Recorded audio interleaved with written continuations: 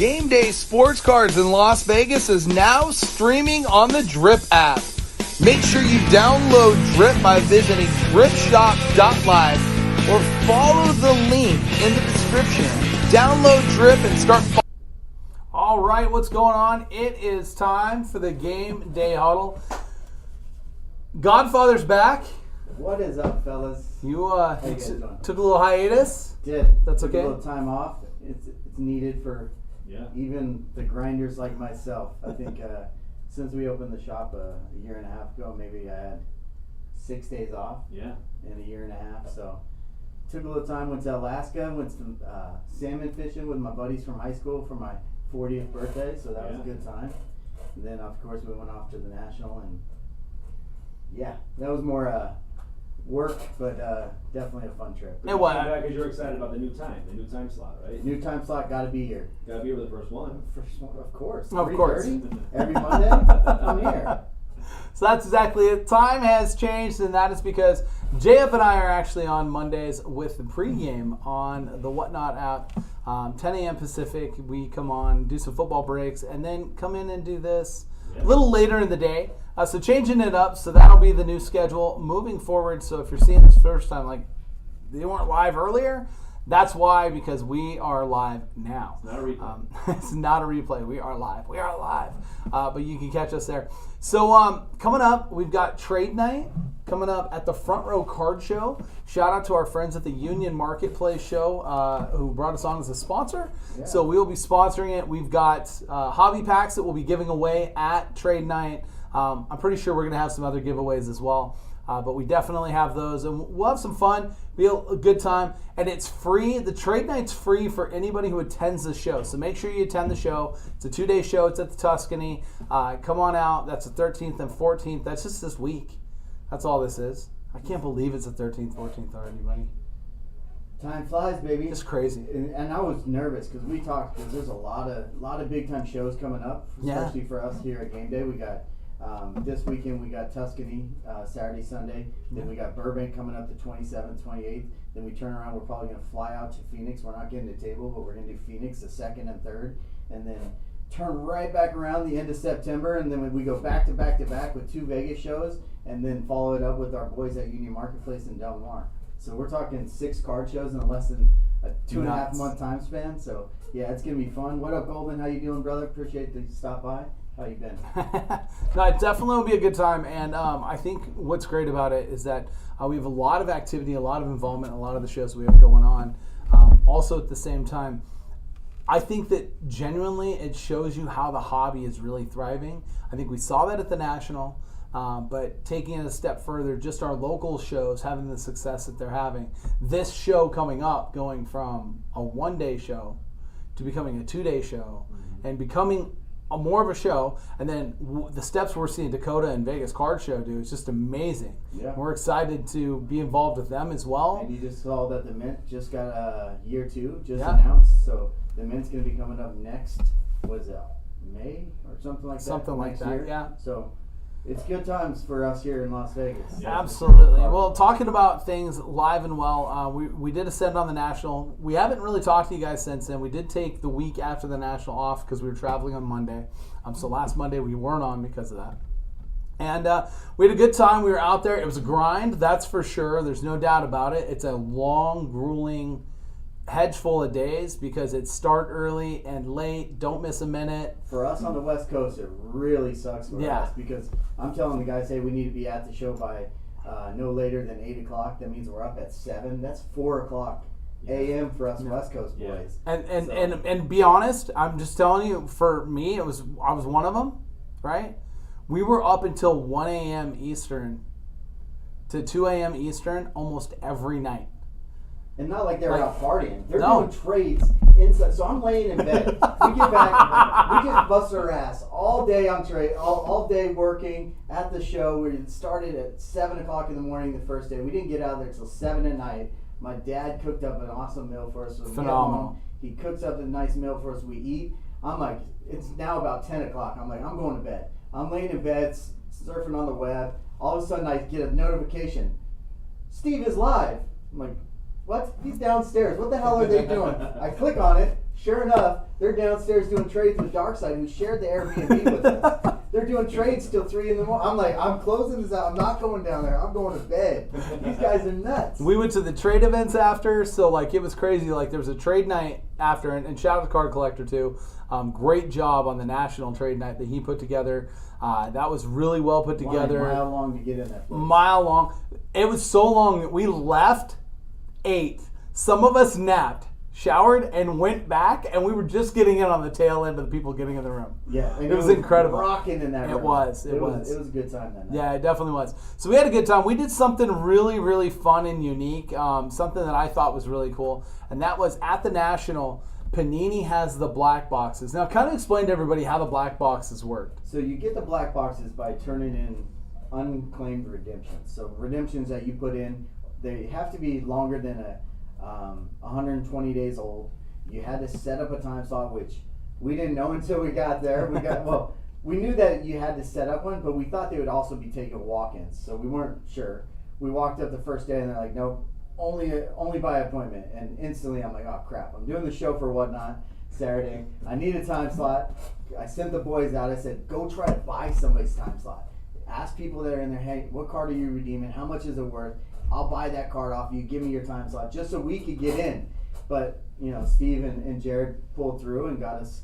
You got to give Hoodie the credit. I think Hoodie was he was the Panini connection. Yeah, he connected well with Courtney from Panini, and they hit it off like two little lambs running together in the field. So we were happy that he was able to hook that up, and we got some black boxes. So I ended up trading. So I went through before the National, and I priced out all the cards that I had in there for the redemptions that were posted on eBay, and I had roughly about just over 7,000 in dollar amount of cards. So I had 4 LaMelo redemptions, some other guys, and then a lot of no names. But it was about $7,000. So what they do is they go in the back, they comp out all your stuff, and then they say, what we'll do is we'll give you this amount of boxes because you have, and they value the boxes though. A lot of people don't know that. So a lot of people were getting the shaft because they start out with $400 box. 400 is the lowest they have for black box. Then they have 700, 800, 1,000, 2,000, 5,000, 10,000, and $20,000 boxes. But they put the boxes together in the back as you're buying this stuff. So it's like they have the cards divided up in the back about what they think they're worth. Right. So I had about 7,000. She said she was going to give me 10,000 in value. So already I'm up about $3K. Right. She goes in the back, makes our boxes. We already knew, I'm not opening these boxes. We're going to save them for the stream. Mm-hmm. But throughout the day, guys were going to the line and wanting to sell their boxes. So we were buying boxes to do the stream with. And we ended up opening some crazy shit, right, Steve? It got nuts. So the first thing was after we acquired ones that we bought and the ones that you got, we had 12 total boxes at that time. We went back that night, and after dinner, Jimmy decided that dessert should be black boxes. So he decided to rip 3. So we ended up ripping 3, and we did awesome on them. We ended up hitting, I think it was, we had a Jordan Poole on card, right? Then we had a Ja Morant on card. Yeah, and one more. And that was a flawless Ruby. Bill Russell. And we had a Bill Russell, which it's kind of a sore spot being because we did that Friday night. Yeah. Friday night? We did it Friday night because Jimmy also wanted to open up before the stream just to kind of see what to expect, to kind of tell people. And we also had some cards to show people that they could hit, right? And then, so we opened those, we hit those, and then Jimmy puts the Russell and another one of the cards in the case on Saturday, and one of the first cards we sold was the Bill Russell. Yeah, and little did we know, so if we did a little more research, Bill Russell went into the hospital 2 days before, and all the signs were saying that, he's going to pass away. Mm-hmm. So if we didn't do the research, so I priced it at $1,500, that card got snap bought this moment it got put down. It was one of the first, it must have been 20 minutes from doors open, it was gone. It got snap bought, and not only that one, but 2 other Russells, and Damien's case was right next door to mine. So he's like, the guy just bought my Russells too. I'm like, he bought yours and mine? He must have been big Russell collector. Right.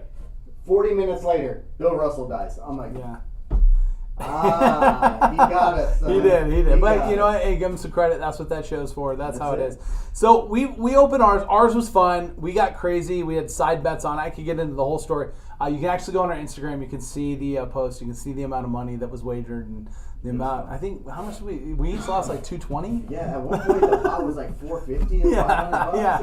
I was down like $220 that night. And I had a blast. Yeah, I had a blast. That's $220 I spent in Atlantic City. It was. But then we did our break on Whatnot, and the break on Whatnot started off with a bang, and it just continued to rock and roll. And the very first box we broke had an on-card, flawless Kevin Durant Ruby. 1-on-1 black box. So most people don't know, but what they'll do is they'll have this card stock. They'll have the cards autographed and signed. They won't be stamped. And then let's say the Durant went out and someone got it and it was damaged. They'll return it. They'll re-stamp the card and send this as a replacement out. That's how they would do it. So this being no one exchanged for it, this was one of the ones that they then turned into a 1-of-1 out of the black boxes. And so this was the first card we hit in the break, and we thought, man, you know what? We've done it. The first box off the rip has maybe one of the best cards we're probably going to see. And that wasn't true. Then we ended up hitting a Jordan Poole, right?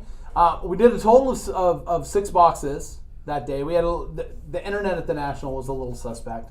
And it was a little tough. It was a little tough. I'm trying not to open up a wound. Don't open a can of worms because you know how fired up I know you were fired up, but so was I. But I thought I was well behaved for being as fired up as I was. Yeah, it was not good. But then we hit this Ja Morant shadow box, 1-of-1 out of there. So this all out of the break. So these were spots that people paid anywhere from $250 up to $415 or so for. So somebody got that card for about $300 in a break, which was incredible. And then just kind of towards the tail end, I think it was break number 5, this came out. It's a Herbert, flawless, on-card, rookie, 1-of-1 black box. We estimated at the moment it landed, it was at least a $10,000 card. I would say that in the 6 boxes that we ran of those breaks, we probably saw close to $24,000 in cards come out. So they kind of price them at $10,000. That's what she they're told me. variants. She told me, she was like, "Oh yeah, I'll give you about $10,000 worth of cards." Come to find out, she hooked it up even more. Oh, she loaded us. We ended up getting some massive hits out of there. Yep. I went back the next day. Yeah. I got mine the next day because I didn't get over there with everyone else. So I went the next day. And then I ended up doing a deal with Jake, and they ended up taking my box. They popped it. They hit another Ja Morant 1-on-1. Now, the Ja Morant 1-on-1 I think is a little more fluent in these boxes, but it's because they had all these cards of him and Zion that they kind of protected. We did see some Zions too. In fact, we had some Zion flawlesses come out on card. I mean, these are just the hits that were in the break. This isn't even the stuff that like guys personally got. We saw Hoodie with a Ray Allen. That's probably about a $2,000 card. I mean, there was just massive, massive cards coming out of it.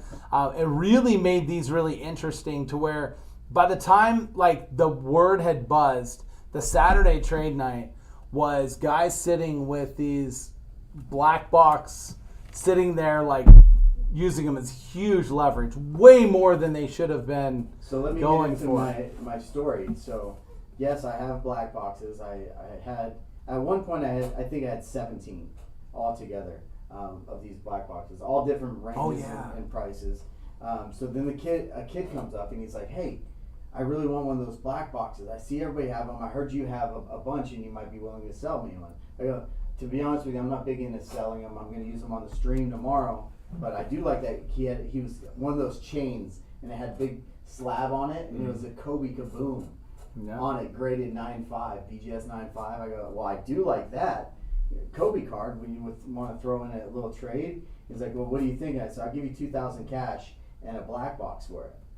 And he's like, thought about it. He walks away. He comes back. All right, deal. So I give him the black box. He ends up hitting a 1-on-1 Kyler Murray rookie auto out of it. Totally fine. I gave him $2,000. I got that Kobe Kaboom, which will go into my collection, and it won't see daylight for Yeah, and that's the leverage that you had with those. Yeah. And I don't think people realize it. Like, the currency that became the black boxes was unmatched. I don't think we'll ever see it like that again. There was no way that you could. It got to the point where guys were running around the show and just buying up, and the big buy was Justin Fields redemptions. Everybody's going and buying the Justin Fields redemptions from people so they could go and run over to Panini and say, hey, can I, and they were making deals, and they were getting points, and Blowout was cashing people out for point. It was nuts. It was the most insane thing I ever saw. I never saw so much cash, like fluid cash, become out of these. Not freebies, but stuff that. Dud hits? Like, you guys see any there were. Yeah, we saw some bricks. Yeah, there's definitely some. So the boys. The boys. Oh, the boys. The boys. Why we all were not in the booth. So the two kids that I did the one time I left the booth. Yeah, the two kids I did the Kaboom deal with showed back up the next day with 5 black boxes, and these black boxes, like, it's real easy to reseal them if you don't have honest people, because they just pop off the seals. So of course they show up Sunday and they sell the boys 5 black boxes for $2,000. Mind you, the day before I sold them 1 black box for $2,000. Yeah, they got 5 for $2,000. So it didn't. The bells didn't go off in the boys' heads when they thought of it. So all of a sudden, they go in the back and they start popping these black boxes. They're all excited. They're standing around. Let's do it. They had 2 R.J. Barrett 101s, a Tatis non-top, so it's basically like a $300 card. They basically bricked on all 5 boxes. So needless to say, those boys, I don't want to say they resealed them, but they definitely knew they got the lower. They knew what tier they got. The cheap boxes. And they flipped them to these guys, and these guys were so excited because they thought they were going to get black boxes. Now they're going to probably lose about $500. And they cashed out. But it was great, and then the National kept rocking and rolling. We had a lot of great stuff. Obviously, we did our stream. And then we also got to have a special guest stream with us, thanks to our friends at Drip, who put together a break with us with Todd Frazier, the ex-MLBer. He broke Archives Baseball with us, which was really, really fun. Todd was so gracious. What a nice guy. I actually believe that we're going to see a little bit more of him. We invited him to come down and take some swings in the cage with his kid, and his kid's big in baseball, and he's coaching Little League and doing all this stuff and everything. He played the Little League World Series. He did, and that was a thing. We did a really fun Q&A with him. It was really great. Our friend Bodycard gave away a case at it. Jimmy gave away a ton of spots in the break. It was a really fun thing, but it was neat because it was on Sunday, and you were thinking like that area was going to be kind of dead because it kind of seemed like it was going to be dead. And the whole area filled up. It was really vibrant. It was really neat. But shout out to them. And so Todd came by, checked us out, got to all say hello to him real quick. Super gracious guy, and as you can see, he's a lot bigger than you think Look that at all he the is. boys. Yeah, Yeah. He's about a head taller than all the boys. He's definitely got, he's got some height on all of us. It was, but it was really neat, and it was great to see. And he's back in the hobby. Yeah. So that's what's cool about it, is like he's actually back in the hobby, like involved. And so that was great. So he ran around the show and had a good time. So the National kind of kept us from getting into everything, which means we also didn't talk about the trade deadline because obviously we didn't have a show last week. The trade deadline, we had one heck of a series of stuff done. One of the more active trade deadlines of some time. Obviously, it started early when you saw, Carlos get moved from the Royals to the Mariners. Mariners made a big splash, picked up Castillo, ended up making some pretty big deals. And then, of course, my Padres got really involved, and they decided to bring Juan Soto as well as Josh Bell and Brandon Drury in. And all the talk, all the hype, and then they go out the first night and they really get it done. And then they lose a game to the Rockies in the daytime, and the thought is, sometimes people have the flu the next day. It's kind of like maybe the boys went out and hung out and partied and had a good time. And it was off to a 3-game series in LA in which the Padres got boat raced. It was rough. Yeah. They made Tony Gosselin look like he owns 5 Cy Youngs, not working on one. Yeah. He looked unhittable. Everybody did. They didn't play that well. Joe Musgrove got lit up a little bit, which was a little unorthodox for what it's been this year. But it gets us to that point where I think a month ago, before we left, you had said, get to the beginning of August, that's when the season starts. And so now it's time to look at the season starting. And so it's time for us to start talking about Major League Baseball's playoff run.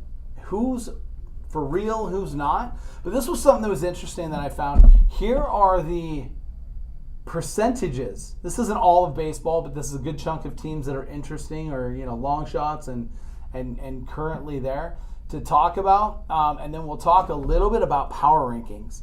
But in the odds right here, obviously the Yankees and the Astros both have the same odds, which is weird because you would think that it should be a tick shorter because only one of them can go from the American League. Yeah. Not really sure. But I think it's because they put 2 teams in each division that way, because then you have the Dodgers and you have the Mets, both at 99%. The Braves actually just lost a 4-game series to the Mets, which was pretty glaring because it created quite the distance between the two of them. Well, DeGrom's back. DeGrom is back, and DeGrom is nasty. And I said it before the All-Star game, at the All-Star game on Alcantara. I kept saying it. Alcantara is the second best pitcher in baseball when DeGrom is back, and sure enough, DeGrom comes back, 102, nasty stuff, his splits. They're saying his stuff is better than when he was hurt. Jeez. Like, it's just insane. I want to see what the Padres do with Tatis coming back, obviously. You need some time to gel with getting Soto and getting Bell, like you said, so the team's going to take a little bit of time to gel, but if they let him fully recover from his injury, they're going to be strong. We started his stint. Well, I think now we're looking at it's like a 14 race. In my eyes, it's a 14 race. I think the Yankees, the Padres, the Dodgers, and the Mets. I don't think anyone else is really going to compete in any of. So you don't believe in the Astros? So you're saying one American League team? Yeah, I think the Yankees are the only team that's going to come out of it. Are you going to lock it up? You ready to lock it up? It's been locked up since day one. So as you guys all know, since day one, we hands down we're the best team in the American League. I have in my notes. Nobody can stand a chance against us. So it's basically us against the National League. So we'll see what happens. I guaranteed them World Series champions. I have it in my notes still. Yeah. So I'll pull that Yeah, that's so. And it will happen. Well, we're going to talk power rankings here. That was just the odds to win the World Series. That was just kind of a clip of it. 84% for the Mariners I thought was a little high at this point. I just don't know if they can recover that much. They can't win their own division, I don't think, let alone get deep into the playoffs. They're a year out. They're really young. They've got some great pitching. But J-Up, you got the power rankings there? No, not yet. No, I didn't. Okay, well, I can tell you this. We got the Dodgers on top. Dodgers are ranked number 1 right now over the Yankees. Really? The Yankees have stumbled as of late. Which is good. We it need is. some losses. And that's one of the things is that you do need those losses to kind of humble you up. But you do have the Dodgers at number 1, the Yankees at number 2, and then number 3 is interesting. And the reason I think number 3 is interesting is because at number 3, we put Houston there just by default, right? But well, that's my fault. That's me doing what I do. Bye bye. That's our high technology here. Down goes Jimmy. I got it.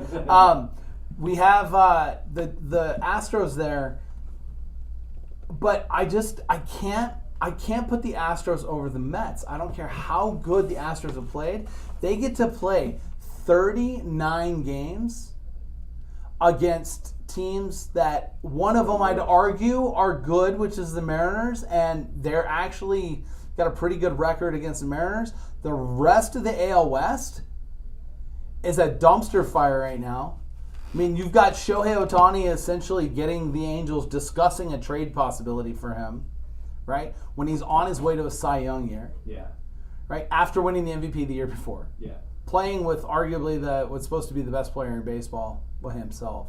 Or Trout, right? Yeah. And then you turn around and the A's aren't winning anything. Yeah. So they get to face those teams a little bit more than some of the other teams. Whereas when I look across baseball and I look at what the NL West is, and I look at what the NL East is, and the NL East, you have Philadelphia made moves because they believe they're making the playoffs. Right? So you have them. You have, obviously, the Nationals are no good there. You got the Braves, though, and the Braves are really good. Yeah. And then the Mets, who might have one of the best pitching staffs we've ever seen. I would agree the Mets should be third, but they just got DeGrom back, so I think that's probably why. Like, the current power rankings as of right now, the way it stands, Houston and then the Mets fourth. So I think that the Mets end up overtaking Houston. It's only a matter of time. Right. In my opinion. So, I mean, Houston's the only team that's going to show the Yankees any kind of pushback. Because they do kind of have their number. In the last They couple of play years, good games against each other. They kind of have those games where they play good games against each other. It's not like a guarantee that either one of them is going to come out of that. But let's face it, it's probably going to be those two teams in the American League facing each other. Yeah, and then hopefully this year we don't have any trash cans or buzzers or anything. I mean, like I'm that. sure there's The something. Yankees have never cheated. I don't know if you know that or not, but I looked it up. But we're just hoping no trash cans, no buzzers. I do love We how can you actually take have- shots constantly. Actually, have a fair fighting chance against somebody. You know, I could go in the major league and hit when I know Oh, fastball's those poor coming. Yankees, man. It's like, I feel for so God's sorry sakes. for them right now. Those I poor would Yankees. take that bet.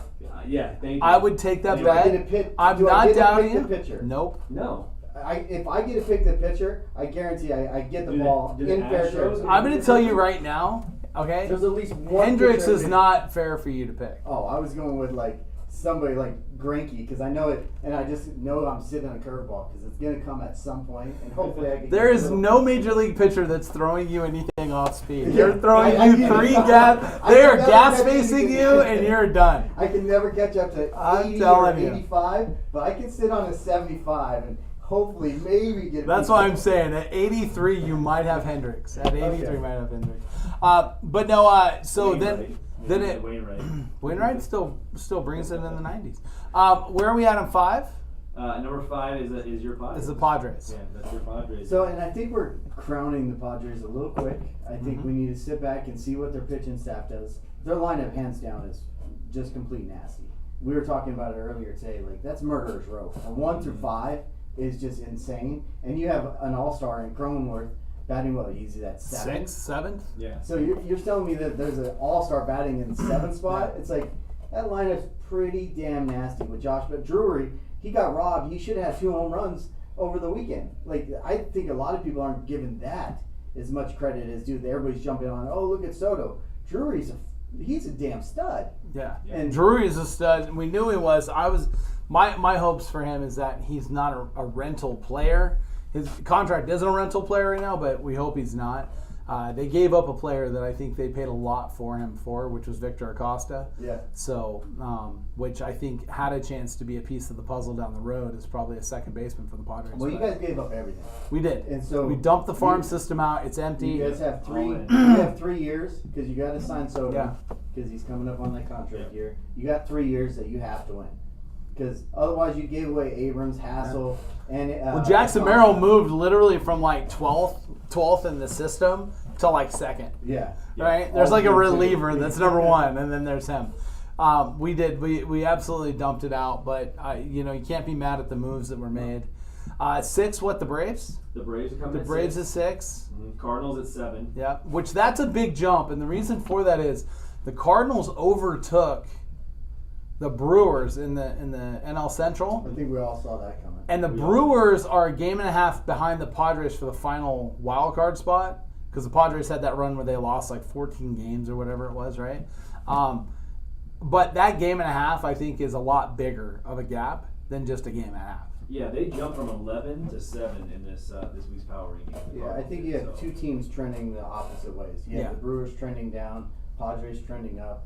It's by the end of August, it's going to separate. The Reds were the Cardinals were the team that people were knocking at the trade deadline saying they didn't do enough. Right. Because they had all of these assets, and for them to be doing what they're doing and to continue, I mean, they picked up after the All-Star game and just continue to roll. They got healthy. Yeah, and that's a scary thing because that is one of those teams that they're not household names to you, No. right? But I'll tell you something. the Nationals and the Cardinals talked, the thing that pumped the brakes on those discussions altogether was the Cardinals were asked if Dylan Carlson was available, and they said absolutely not. Yeah. And when they said Dylan Carlson wasn't available, they shut it down, right? And that tells you how much faith that the Cardinals brass has in it, and an organization that we've argued might be the second best organization in developing young talent, right? They're stacked, and they've got guys on deck waiting to come in. Jordan Walker will be up next year, if not brought up for a playoff run. I mean, it's unbelievable the amount of depth that they have and what they have. So don't be surprised. It might surprise a lot of people. Don't be. They just boat raced the Yankees. Yeah. Over the last couple of days, like 2 games, the Yankees didn't have a chance. They lost a close game against Hicks, and people don't realize Hicks was, at the start of the year, he was getting shelled. I think he had some arm trouble and a little bit of control issues. He took a week off before the All-Star break, took the All-Star break off, so basically he got almost 2 weeks off. He comes back, he throws almost a complete game. They took him out in the late in the 8th, and gave up 0 runs to that Yankees lineup. Yeah. There's not many pitchers out there right now that can give up 0 runs to that Yankees lineup. Yeah. You're like, the Yankees are always scoring too. They'll get a couple runs. They're always scoring too. Manufacture something. Yeah. Or one of their bombs, they'll hit a home run. Yeah, if manufacturing is hitting the ball at the ballpark, that's manufacturing. Correct. It's completely. And they like to run this year. The Yankees like to steal bases. They do. So you know that they were going to be. Well, that's the Dodgers too. Dodgers are doing the same thing. Dodgers are also running too. Yeah. Which is a little outside of the norm. So both those teams, I think, are seeing the fact that speed it's all is. around baseball. It is. The stolen bases and the running is up. I think 20-something%. Well, look at Acuna. That's crazy though, because like it used to be like when we were growing up, like in the '80s, like you go back and look at years. Ricky Henderson had 120, 130 stolen bases. Like no one's getting anywhere near that now. You know what I mean? It's like. It's like Vince Coleman, Willis McGee, all those guys were stealing bases like crazy. Tim Raines, Hall of Fame because of it. So it's like, I mean, it used to be a 60 base stealer was guaranteed every year in Major League Baseball. Now it's if a guy steals 30 bags, you think he's like really fast and a really good base stealer. And why do you think it is that they got away from? Because the home run. I think people value the extra base hit more, which is why slugging percentage is probably the most important. We like to look like batting average looks flashy. Slugging, right? Your slugging percentage is the actual stat that makes the most sense. How many doubles, triples, and home runs do you hit per plate appearance?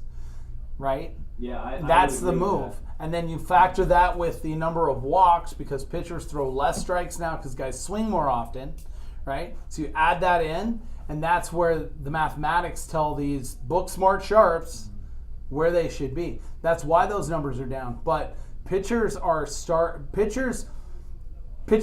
ahead at the beginning of the season because they're already working ahead mentally than hitters are. So pitchers can do the same thing in the middle of the season. That's why you'll watch a guy in the first half be an absolute dumpster fire and be untouchable in the second half. Because he'll literally go back and look at everything and be like, I'm taking the slider out completely. It takes the hitter 6 weeks to figure out this guy's never going to throw a slider again. And this guy's already, 4 or 5 wins in. So that's kind of how that goes. The pitchers are adapting a little bit differently. And I think that to adapt offenses, they're probably being told, hey, you're going to have to, it's that whole gamesmanship. Sometimes we're stealing bases, sometimes we're not. Sometimes, right? And that's, the move. Guys can't bunt in Major League Baseball right now. That's for fact. Bring bunting back. And I think that's a big issue, especially now that we're seeing so many switches and all these shifts and all these different things. Well, shifts going to be gone next year. Yeah. Which is great. Thank God. Yeah, because I hate that in baseball. I hate it. 100%. Right? Because in my mind, you get up there and you got guys like Luke Voigt. Yeah. He's going to go up to bat. He's going to see 4 infielders on the right side. But there's nothing in his mindset that tells him all I got to do is bunt it down the left-hand side, and I'm on first base every single time. There's nobody there. Nobody. There's nobody left of the second base. So it's like, what are you doing? Right. But in their mind, they rather hit a ball into that shift and try to get a base hit or a home run. That's all they care about. By the way, the fact that you brought up Luke Voigt, I just want to mention this really quick. If anybody changes their opinion of one player in any moment and immediately despise them, it was Luke Voigt and Eric Hosmer. I guarantee you, Voigt absolutely cannot stand Hosmer. When Hosmer denied the trade to the Washington Nationals, he became the next guy up, and then Hosmer goes to Boston. Yeah. Right? Yeah, right. Which is a much better situation than going to the Nationals. Was going to stay on that championship run with the Padres. Yeah. Yes. Instead, now he's getting dealt all the way to Washington, who's Brutal. a dumpster fire. Who was in last place in the power rankings. Yes. Brutal. And They're then- behind the A's. Yeah, Then Hosmer doesn't even stay. Yeah. He ends up going to Boston. I guarantee the next time they see each other, he's going to be like, thanks, bro. Yeah. Really? Oh, I guarantee if he thought he was a good clubhouse guy, he doesn't think it Not anymore. anymore. That was brutal. So, Yeah, that's pretty funny. the rest of the power rankings kind of fill themselves out. Although, team that we don't talk about enough, though, that is in the power rankings is the Twins. Everyone wants to talk right now about the Blue Jays. Blue Jays are still explosive. Made a move for Whit Merrifield. Definitely have one of the better up the middles now. Right, that's definitely a very good 1-2 punch of Bo Bichette and Merrifield up the middle. But the Twins are probably the team that people don't talk about enough. That I love what the Padres did, because the Padres went all in and made these big, sexy moves, right?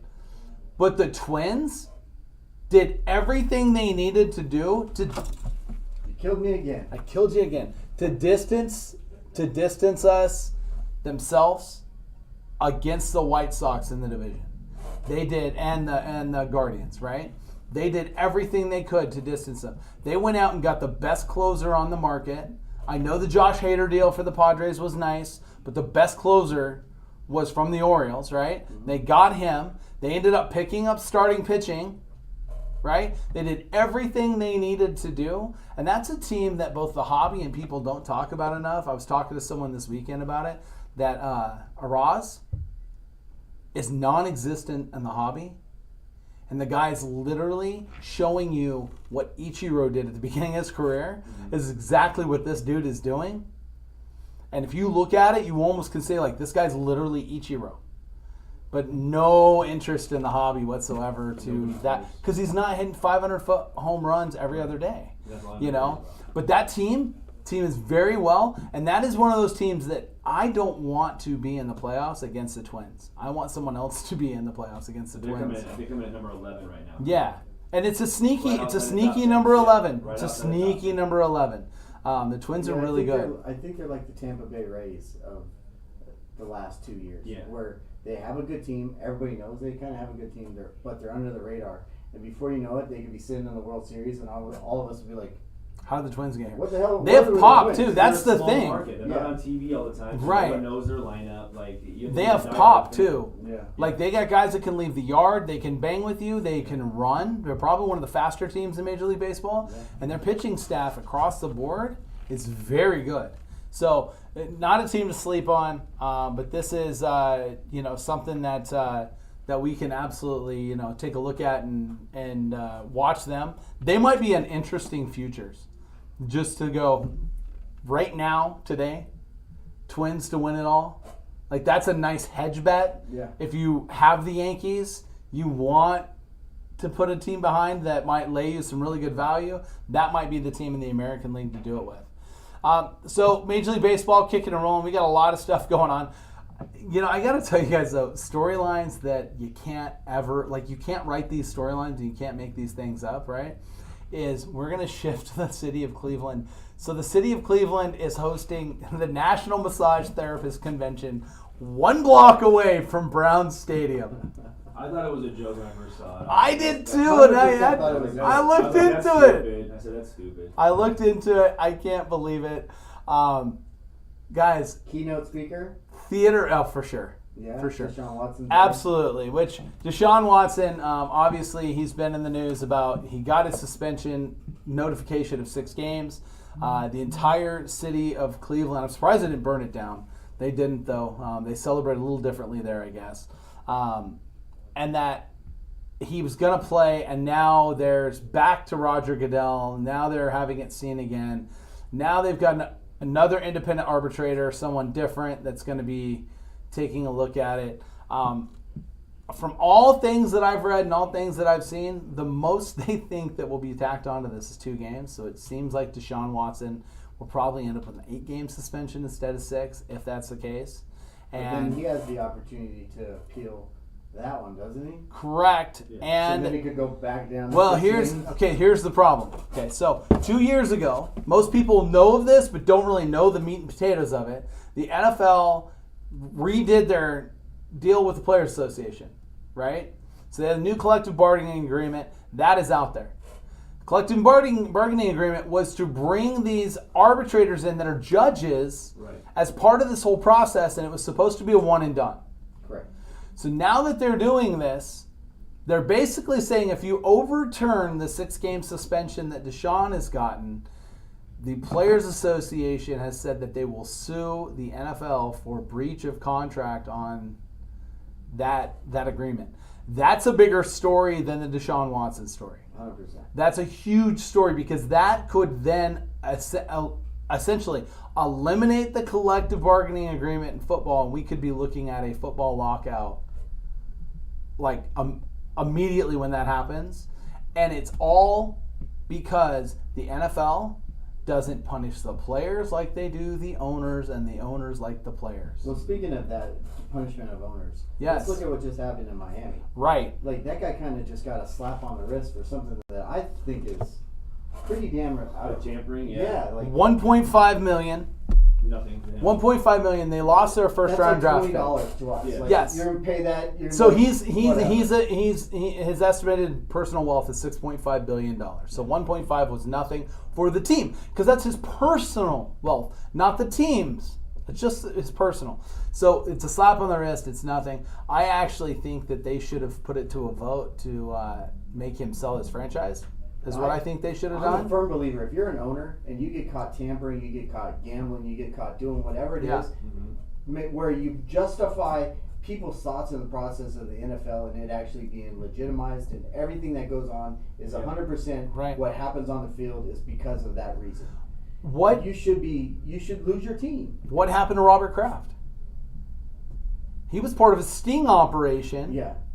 But his was a little differently. His was more of a moral aspect of him. course, but the moral code is what is being brought up about Deshaun Watson because there is no proof that he actually criminally did anything wrong. Well, we've kind of it's all moral. It's all moral again. Yeah, and that's what I say. Like, and Kraft got nothing. Like, no one even talks about that anymore. Yeah. You know what I mean? Like, he basically, it was done. He went in, he paid for that stuff, and this is what he wanted, and rightfully so. The guy's wife passed away.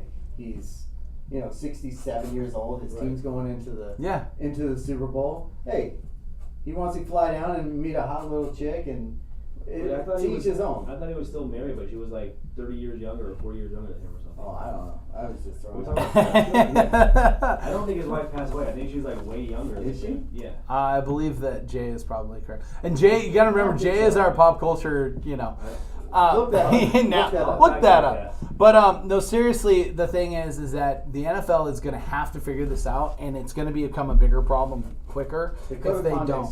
Because now, to the league. Well, yeah, because then you've got other questions, and this is why I want to bring this up. Then why does Calvin Ridley have a 1-year suspension, a 17-game suspension for Calvin Ridley when he bet on his team $200 on his team in a FanDuel app? Yeah, that's what pisses me off. He has a 1-year suspension. His suspension should be 2 games. It should be 2 games. Guys, don't do it. Right? To me, it's different when you say gambling, right? And you bet like Pete Rose. When you bet against your team, now you have a chance to get collusion. You go to the guys and hey, look, I'm putting a lot of money on this. I go out there and maybe drop a couple passes. Now you can do collusion. When you're betting on your team to win, what collusion is there? That's like basically putting your money where your mouth is. You don't think these guys gamble on the side? Maybe they don't gamble on games, all of them, but they gamble on the side, every single one of them. Playing cards, playing, dominoes, whatever game. I'm going to tell you now, as a sports player, you're gambling everything. You're gambling that the next car will have its headlights on or off. It's nuts. Everything. So like now, all Calvin really is saying is like, I bet we're going to win this game. I bet we're going to win and cover. And to be honest, he wasn't even on the team at the time. He wasn't there. Yes. Right. So it's like, What's a big? It was just a way for him to be involved. You have that guy getting a year, which is just the most insane thing. Ridiculous. And the Players Association, I hope they turn around and do it. And then you got the Alvin Kamara situation with the Saints, where Kamara now, like, through all of this time it's taken to do the Deshaun Watson stuff, you actually get to start to find out what the whole story on the Alvin Kamara thing is. Mm-hmm. And apparently Alvin Kamara is less in trouble than we all thought he was. And that Las Vegas Metro might be in more trouble than Alvin Kamara because they didn't handle it correctly at the time of the incident. So you have all this stuff. You've got all of this. You know, if Kamara even gets suspended at this point, it's almost egregious. And not to mention Josh Gordon. Right. For God's sakes. He served, almost 2 years of a suspension for weed? Yeah, he missed all time. Dude. For what? Really? If the guys want to smoke weed, it's legalized in almost every state now in the United States. It's like, how are you going to do these to these guys? Like, just to go back to the fact, Robert Kraft's wife died in 2011. Okay. When was the sting outbreak? Not 2011. Yeah. Okay. And then his girlfriend, who he just recently got engaged to, she's 47 years old. When did he start dating her? Oh, you're he really wants you to dig in. Just let it go. I'm gonna take. Let it go. I'm gonna take a quick moment here and just remind everybody the reason we are live right now is that we have changed our times to 3:30 p.m. Pacific. The GameDay Huddle will come to you every Monday now, 3:30 p.m. Pacific, right here on YouTube. And it's gonna be awesome because Jay's gonna give us a Monday night pick right before the game starts every Monday. I'll do that. He's our NFL insider and fantasy expert, so we should get a great pick. We'll all run down to the local sports book and get our bets in right after he gives it. Well, speaking about fantasy, let's get into Jay's Fantasy Roundup. This is the portion of the program where Jay talks about some additions and subtractions for your fantasy team. And Jay, I guess we're talking football to get started this time, right? Yeah, let's start off with some football. I'm going to give you 3 up and 3 down as far as rookies go. A little play on my last name if you didn't catch that. So we're going to go, everyone's in the full swing of the rookie drafts. I am currently, as we speak, in the middle of 3 rookie drafts as we go. 2 of them are auctions and 1 is a slow draft online. So I'm doing 3 drafts as we speak. 3 guys that I see up. Okay, so you have Isaiah Pacheco. Who is that? That's a running back from Kansas City Chiefs. Yep. Okay. Yes, they have Clyde Edwards-Helaire. Yes, they went out and got Ronald Jones. This guy's making waves in camp. He's been running with the ones lately. And they're also lining him up in the slot. So you give a guy like Pat Mahomes another toy to kind of play with down the offense. I think you're more Andy Reid, right? Well, yeah. Andy Reid loves gadgets and gizmo guys. This is a little gadget guy that will, and they're basically saying everything, all the reports out of Kansas City is that this is the fastest running back that they have on the team. Isaiah Pacheco. So what the comparisons are coming across is Austin Eckler. Yeah, I heard Austin Eckler and someone was saying that he looked a little Priest Holmes-ish, in Kansas City. And this guy is still a guy that you can get dirt cheap. He's going like in the 4th round of rookie drafts, 4th and 5th round rookie drafts. Another guy that I've been just banging the table for. I can already say it before you say it. Is Damien Pierce. Yep. Damien Pierce from the Houston Texans. I've mentioned his name several times on this, and he's still not getting the love. The guy should be a 1st round pick in rookie drafts, and he's still going in the mid-2nd. It looks like he's going to be the RB1 there. All he has to beat out is Rex Burkhead and Marlon Mack. Both old as hell. That's all he has to beat out. Yeah. Those 2 guys. Davis Mills is looking more and more comfortable, as they said, in practice. They finally put the pads on, and he's actually looking like he's the guy. Like, any questions about, Houston's just going to pack it in and look for a quarterback in next year's drafts, I say pump the brakes on that. This looks like Davis Mills' offense. Brandon Cooks, they're saying it looks unguardable in practice, and I know it's early, and I know it's not full pads and full uniforms. I get that. But Damien Pierce is somebody that's going to make some noise this year. And then my 3rd up is Romeo Doubs. So everyone thought Christian Watson was going to be the guy to replace, Devontae Adams in Green Bay. They have no other receivers. I mean, they went out and signed Sammy Watkins, for Christ's sake. Like, they have nobody else there. Okay, so they go out and they draft 2 guys. They move up in the draft to get Christian Watson. Okay, but Romeo Doubs was taken in the 4th round, and he is making plays all over the place. Aaron Rodgers even went and said this guy makes a wow play at least once a day in camp. And that's a guy that he's getting trust with. And if Aaron Rodgers trusts you, you're getting the damn ball. Well, we know that at this point, that team, they're not the running team that they were. I don't know that I trust A.J. Dillon running the ball that much, and They're Jones using is two running backs Jones still. is left less and less likely to gain you big yards. So they are gonna have to throw if they're gonna be competitive. They're using a lot of two running back sets in practice right now with lining up both Dylan and Aaron Jones in the backfield, and they're even splitting out Aaron Jones wide. Right, they have to use him as a receiver. So they're going to do that too. My 3 down guys, Treylon Burks. I love this guy, but right off the bat when he came into camp, he had the problems with asthma. They said it was conditioning, and then they went back and said, no, he'll be okay. It wasn't conditioning. It was really his asthma. Right now, he's running with the 2s and the 3s in camp, and you're talking about a guy that's going in the first 3 or 4 picks of your rookie draft. So that kind of scares me a little bit, especially in Tennessee, where we all know they don't throw the ball that often.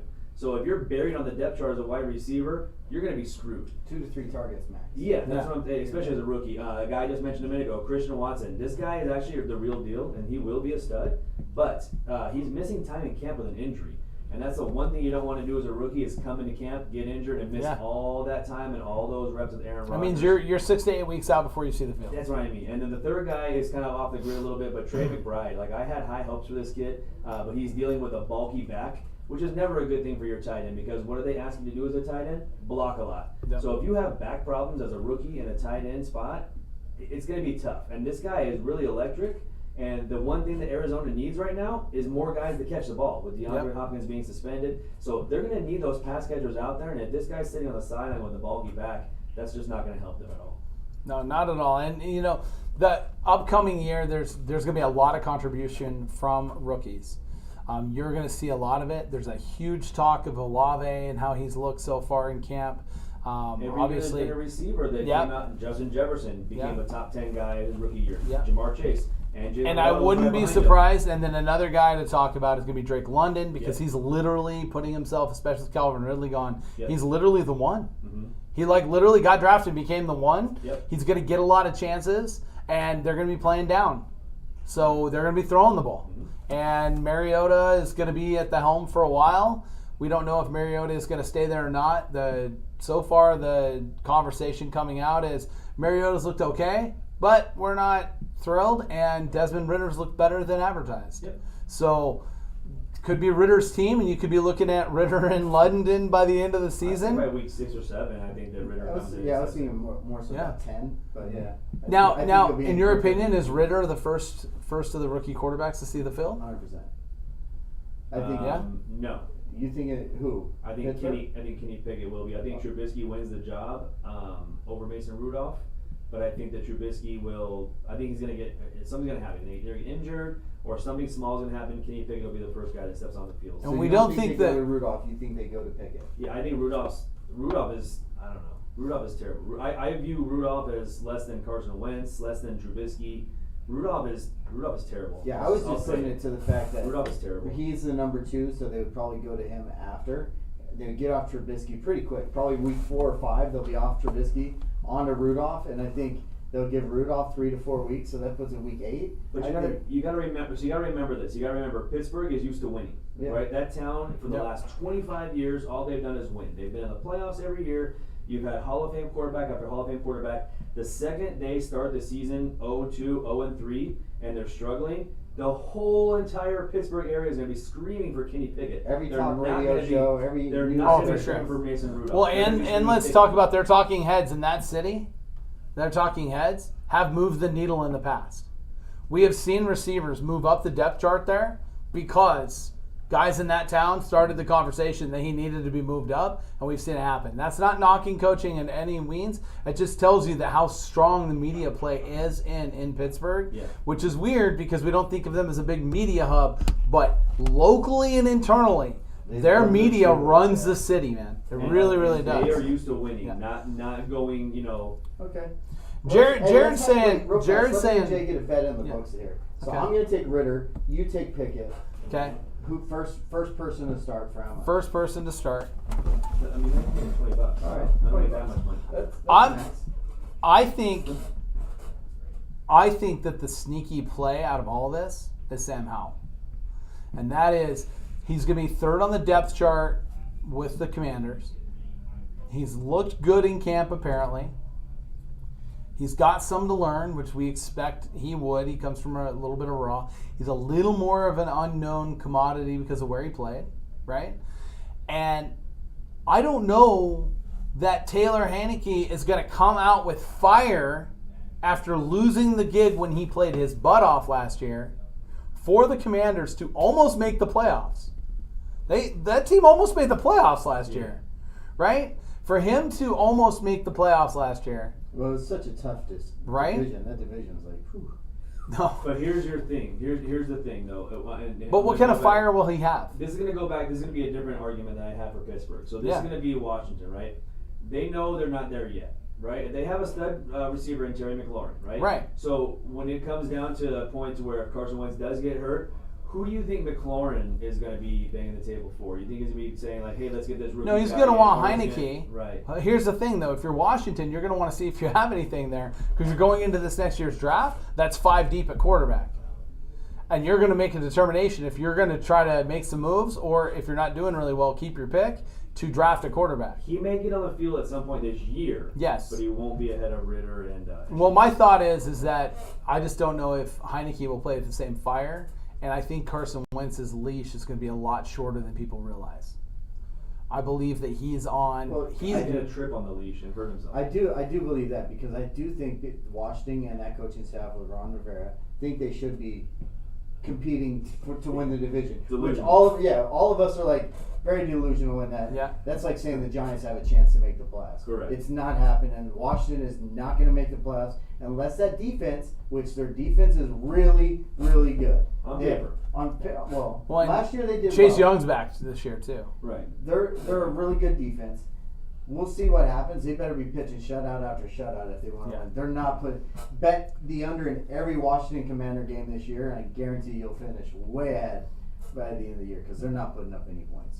Yeah, and again, that division, I feel like it's the Cowboys, Eagles, and then it's a way distant. Yeah, I think the Cowboys and Eagles both. And I think the Cowboys are the better. And I'm not even high on the division. Eagles. I think the Cowboys run away with the division this year. Really? I think the Cowboys are Cowboys gonna. wild card. I think the Cowboys win the division this year. I've said that. I actually think the Cowboys and Saints will play in the NFC Championship. After trading Amari Cooper. Yeah. They needed to let CeeDee Lamb be number one. They were there last year. They had some little heartbreaks, losses, but they should have been there last They year. can't stop the run. Yeah, They but can't stop the run. going into that, we all knew that. But I think I told you, I said, Anytime. I remember going back on this exact podcast and saying that I don't want to play San Fran because all San Fran wants to do is run the ball and Cowboys can't stop the run. Yeah. And that's exactly what they did, and they beat him in Dallas, and everyone was like, oh my God, they beat him in Dallas. Yeah, because we can't stop the run. But you can't stop it now. I don't know we can. I You really guys went don't. out and you guys got a lot of defense. see. made some plays in the offseason, We'll see. and some of it was depth wise, which kind of makes is as important. That's why I've been saying forever the Saints. This Saints defense may be the best defense we've ever seen, and I mean I'm talking over those Ravens teams, and the reason being is because the twos on the Saints could literally start on most teams. Yeah, the Saints are going to be a good team. They're very deep, and it's all going to come down to how well Crablegs plays, right? I think it's going to come down to that because everything else is going to be there. And They're going to Mahomes run the is ball. back this year. They're going to run the ball. They're Yeah. 37 deep at wide receiver. They've got all of that they need. It's going to be whether they keep Crablegs upright or not, and we will see how that turns out. Like Jimmy Garoppolo or something like that, they would be sitting pretty. Well, and that's the team that I thought Garoppolo would make the most sense to. And I think at this point, the 49ers are running out of trade partners. And the problem is that they know they're going to have to release Jimmy G. And if they release him, they're going to have to eat some of it. And the fact they came out and said that they're moving on to Trey Lance, they probably pulled the coach behind. Shanahan probably got pulled behind the door and said, you probably shouldn't have said that Trey Lance is number one yet. But he did, wanted to build that, and then there you go. They lost. We talked about it. Like it's all going back to stuff we've talked about over the podcast for weeks and months now. We all talked about it. If you didn't trade Jimmy G before camp started, there's no more trade partners for him. You're going to have to wait till somebody gets hurt and gets desperate and goes out and says, hey, I'll give you a number 2 or a third round pick for him. Yep. And then you'll get him off your roster. 100%. They dropped the ball once again, which San Francisco usually doesn't do that. They usually have a pretty good core in the front office that they don't drop the ball. But I think they're sitting there at the John Lynch and their coaches, Shanahan. Shanahan, are sitting around the dinner table Yeah. in their skyrise saying, "Damn, we dropped the ball." We messed up. Yeah, definitely screwed that one up. The re-sign of Debo and the money they gave him, I think they actually did themselves a service. I think that freed up some money on the back end, which is surprising. Yeah. He got paid, but not paid like everybody thought he was. He was the number 1 receiver last year. But from the stories, because we know people that know him personally, Yeah. he needed money. He was desperate. He was selling jerseys. He was selling shoes. He was picking up jerseys from other players, selling them on the side to make cash. So he went into that not in a good situation. He was already spending all his money. He was broke. He was like, I need to get paid, and he basically took a team-friendly deal just to get The paid. biggest issue here for the Niners is going to be whether they eat all or most of Jimmy G's contract, because that's going to be the end of the day. Is going to be all that guaranteed money, whether they eat it or not. And that's what they're trying to do. They're going to have to release him, right? Yep. And then they're going to go to Seattle, which is in their division, and they're going to have to play him twice a year. That's And crazy. they're going to pay him. Yeah, and pay him to play against them. We're That's gonna funny. pay him, Of course, it's- you that's gonna know. be great. When I we can't talk believe that's facts, the we talk facts. So this brings me into Chris Sims released his quarterbacks list, top 40 quarterbacks list in the NFL. Guys, take a look at this list for a minute. Tell me what you guys think, because this is actually going to take us a little further into the conversation. But I will tell you a couple of the things that I see on here that really surprise me. So one, Carson Wentz at 19, Baker Mayfield at 17, Kirk Cousins at 16, and Tannehill at 15. Matt Ryan at 14. Do you think any of those names I just mentioned are top 20 quarterbacks in the NFL? You're going to disagree with me, but Kirk Cousins is.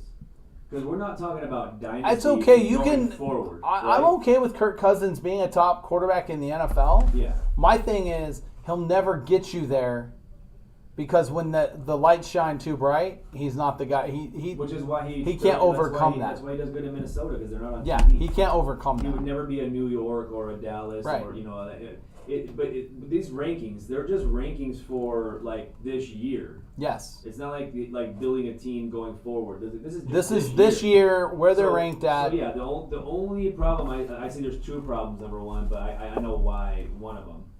Trey Lance at number 31 is ridiculous. I think. He's way higher than that. Yeah, and then Davis Mills at 35, like the first, Right. What the- Which Davis Mills, like I told you, what I watched, and this guy's a professional quarterback whose dad played at an incredibly high level, right? That Yeah. made this list. And let's talk about this for a minute.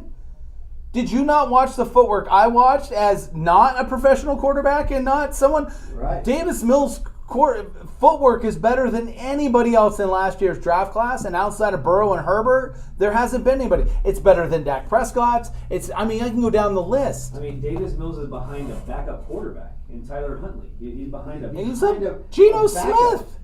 Sam Darnold is in front of You him. look at this list and you say, if there's two quarterbacks on there, you probably have no quarterbacks. So you look at, and the Eagles have two quarterbacks with Jalen Hurts and Carson Strong. Gardner Minshew on there. Yeah. Yeah. Oh yeah. Minshew's on there, and then they got Carson Strong. Daniel Jones and Tyrod Taylor. Right. It's like, I'm looking at these guys. How is Daniel Jones ahead of Trevor Lawrence, for God's sake? Are you out of your damn mind? There's not one GM in the NFL that would, if you picked a draft right now, that would say, I'm taking Daniel Jones over Trevor But Lawrence. that's what I'm saying. It's not going. I mean, I can forward. just go through It's these just for teams. This year, I can go through Even these. this year, you don't do that. I can go through these teams, and I could say, Colts. Would you rather have Davis Mills or Matt Ryan? And I'd say that might be a coin flip or a slight tick towards Matt Ryan. Tannehill, so, yeah. Tannehill or Davis Mills, probably a coin flip at best. Kirk Cousins, Tannehill, I'd probably take Cousins at this point, but I think Tannehill will be better Mills will be better overall. Baker, right, with Yeah. the Panthers, or But see, he also right? has Baker on the Browns. Right. and I so think that maybe just the he was- nameplate Yeah. on where this list was populated was like that, but this was his list. Like, his list was presented a little differently than what you're seeing here. and But this is usually- it. And I will tell you, just not to knock Chris Sims so much, Yeah. because I know he's like the quarterback guru guy. But usually he has a list that comes out and he'll rank his rookie Yeah. quarterbacks. And that has actually been pretty true. Like, he's even had some guys where he's like, I think this guy's better than this guy. And you're like, no way, this guy was the number one pick or number two pick Yeah. in the draft. And then it ends up that guy's a little bit better. So he has hit on a lot of those. This looks like maybe he had one of his kids do it, or he did it with his eyes closed and had like It's maybe through super darts. suspect to me. I think the glaring thing Or he on got here, bored after we the have top Mac 12, he got Jones at bored. 18, and I don't think anybody in this room would say that Mac Jones is ahead of Trevor Lawrence or Zach Wilson. I don't think either one of us think that he's a better quarterback than those two guys. No. As far as a quarterback goes, he just plays in a favorable situation. But even at that, like I was mentioning to you guys earlier today before we came on, there's like these rumblings that Zappy has looked significantly better than Mac Jones in camp. Bailey Zappi. And Bailey Zappi, pick him up, Yeah. boys. I'm telling you, Buy him fast. buy him cheap, guys. Buy him cheap. And then, like Hoodie's saying right now, you got Trubisky ahead of Tua on this Yeah. list. Trubisky You've had got to, like, in what world would Trubisky be? I'm sorry. Russell Wilson. So he's saying Russell Wilson in front of Brady. I understand that we want to give Brady the accolades for what he's done, but we're talking about this year right now and what Russell Wilson has, right? I think Russell Wilson is probably, at this point today, the better physical attribute quarterback. It's just hard to bet against Brady just I because think it the fall is. of Kyler Murray is the thing that really shocked me, that he's so low on 12. We were talking about him being probably one of the best quarterbacks going into last year's football season. I know, but he has nobody to throw to. Well, yeah, without Hopkins is out for 6 games. I'm just saying, last year, going into last year's season, Yeah. we were talking about Kyler Murray, possible MVP talks. Yeah. That he had an opportunity to win MVP, and that puts him, you're telling me he's not a top 10 quarterback and he was the MVP talks last year? It's pretty crazy. Right. Like, he fell down that much. And that playoff game really hurt him. The playoff He game looked hurt like him, and then that. his actions in the Pro Bowl. Yeah. Because in the Pro Bowl, he acted like he didn't care, and he just threw the ball to the other team. And that was the whole thing. And then all of the stuff in the offseason about deleting all, Everything. it just his attitude showed what people were seeing on the field. And when you see that equal, that's where you lose the faith. Lamar Jackson being at 10, I think Lamar's a little high. I think Derek Carr's ahead of Lamar Jackson. I think, as quarterback, I think I personally I do. And Hoodie and I actually did our quarterbacks list on the way to the National. Was Hoodie similar to this? We did. No. Hoodie had a pretty good list, although I didn't like how high he had Mac Jones, but because he has Mac Jones at 15, and I just don't see Mac Jones as better than some of the other quarterbacks. You But can't again, be 15 if you go into an NFL game and you only throw the ball twice. If you think you're a top quarterback in the NFL and your coach has zero faith in you, Did you that throw in the wind? twice, 2 times, Yeah. in a whole we're talking 4 whole quarters of a football game.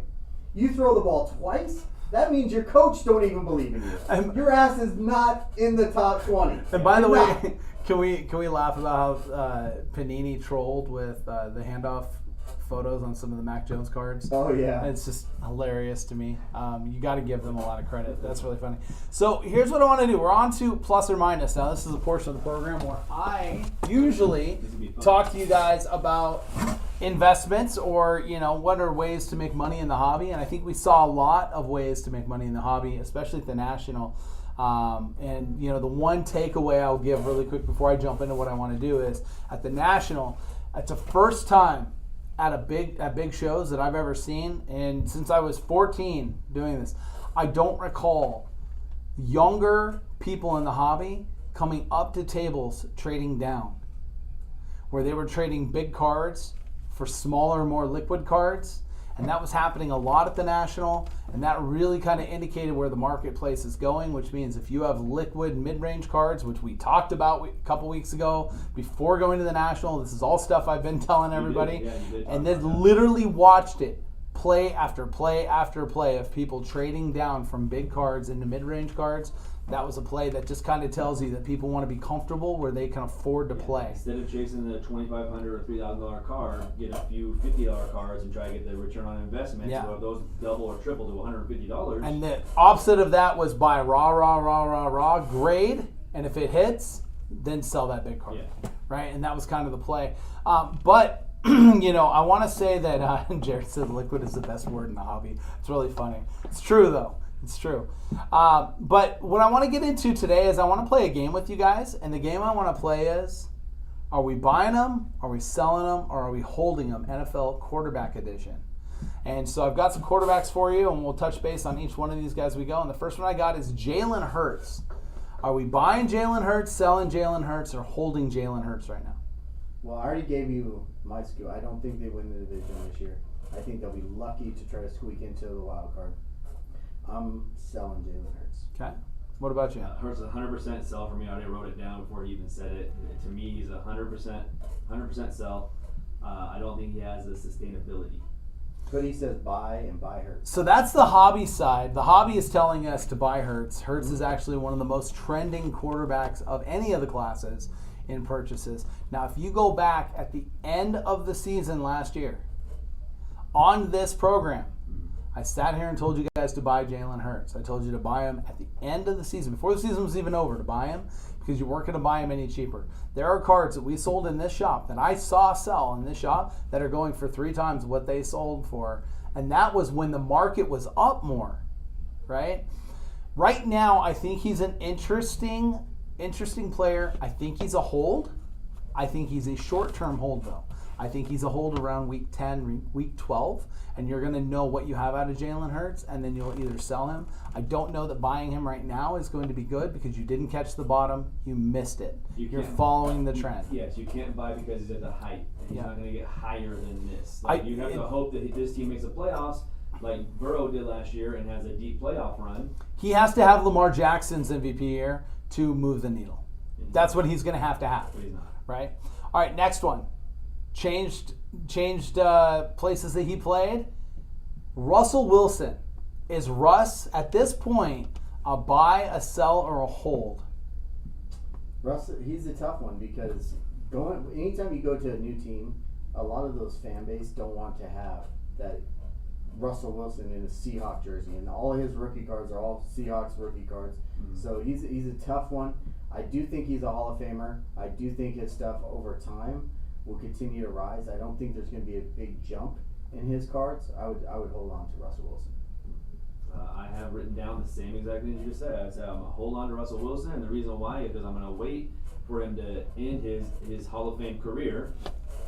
Maybe he wins another Super Bowl. You don't know. If he does that, then all of a sudden his cards start going back up again. I don't think they're going to go down from where they are right now. So you're banking on him either winning another Super Bowl or going to the Hall of Fame, which is pretty much a guarantee. So I have written down the same thing, hold. With both of your guys' points of hold, I actually say he's a buy right now because I don't think you're going to get him any cheaper at this point. I think this is probably the cheapest at this point. If you didn't get him earlier. If you didn't get him earlier, we're buying now, selling or holding. I believe you buy him now, you find a nice card or two that you can get into. You are holding until his Hall of Fame enshrinement. Yep. You're not selling before that. It is a very long-term play with him. You might see a little quick uptick if they rip off 4 games and end up beating the Chargers and then Chiefs back-to-back or something like that. But just be aware that it's a longer-term play for him. Yeah. Next guy, getting a lot of buzz, positive and negative, Trey Lance. Buy, sell, or hold? I'm selling Trey Lance. I'm not a big believer in Trey Lance. I do think he's going to have a good year because they got a great running game and they'll go far into the playoffs just because their defense and running game. But I'm just not a big fan, so I'm selling at the high. Everybody's talking about it. He's now the starter. You got that big jump from Garoppolo's gone. Now we're going into Trey Lance. That jump already happened. The market already adjusted. I'm selling it. I have written down sell. I already have it on there on the piece of paper. So, we're in each other's heads, bro. Yeah, I have sell for the same exact reason. I'm not a big believer in Trey Lance. You already see the market price of him, and he hasn't done anything at all, right? So, I think that Trey Lance, Niners maybe not be the right fit for what Trey Lance can do. You know what I mean? They basically need a game manager. They need somebody like they've had the last 2 years, which was Jimmy Garoppolo. Right. Which is, hey, just come in, don't throw any interceptions, and just be a game manager and let our running backs do the work. And we have 6 of them, so don't worry about anything else. And then, we're gonna make our best wide receiver, we're gonna make him a running back also. And that's what they want to do. So I don't have a lot of upside in the guy that is gonna be a quarterback that is on a big time running team. Right. Unless it's Lamar Jackson, and you see Lamar Jackson's card prices, and they're not anything. No. Lamar Jackson's excited definitely about, still right? down. Even after we told people bye, they're still down. Right. So with it's the like, tick. yeah, it's tough on that team. So my take on Lance is purely this, right? If I look at Lance, if I look at Wilson, and I look at Fields, right? I'm buying 2 of them and selling 1 of them. I'm buying Fields, I'm buying Wilson, because those are the 2 guys that if they pop, their marketplace is just so much greater, right? If the New York quarterback does really well, it is through the roof. Sky's the limit. If the Chicago Bears quarterback is any good, that fan base will buy. Even if he's not very good. Zach Wilson's card price Right? went up because of the story with his mom's friend. Correct. Like Just because of that. That's exactly it. And Hoodie makes a point that something that Roth from Roth Card says, and that is that the comment of Roth says, we don't sell the player, we sell the news. And that's exactly what it is. That's exactly what it is. Looks like our friends from Blez want to crash the party. Come on in, man. We're live on YouTube. Let's go. Get in here. You can play our game. Get in. grab a seat. Pop in. You made it this far. Let's go. Get in here. All right. Joined by Bless Sports Cards. Randomly, just out of the real Godfather. Just walked in the building. We got the Game Day Godfather. We got the Bless Godfather. Yeah, just pop in there. We'll get you. Here we go. We got you. All right. So we're playing a game right now, and it's buy, sell, or hold. NFL quarterback style. That's what we're doing. Okay. We're on our podcast right now. And so we just got done. We'll ask you this one. We just asked Trey Lance. We just asked Trey Lance in the room. Let's get Trey Lance from you. Buy, sell, or hold. Trey Lance, honestly, I would say hold. Okay. I Why? would say hold. I think his prices they're fairly high. They definitely have room to go. I wouldn't be buying him right now. I think he has a lot of upside. I think he's one of my top guys in that class. I definitely think he's more of a long-term play. I like him long-term.